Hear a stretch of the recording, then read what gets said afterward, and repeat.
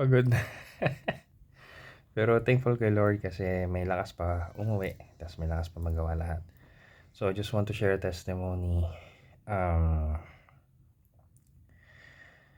Hindi ko masasabi yung buong detalye pero may project kami sa work and we need a specific number.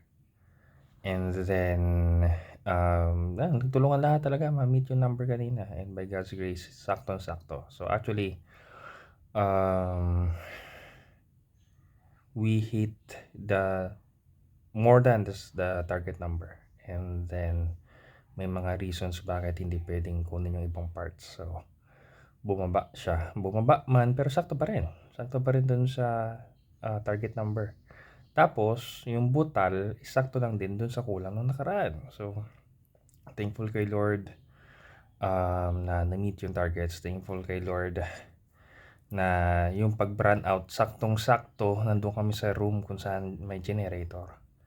And sobrang thankful din kay Lord na um, amazing lang talaga.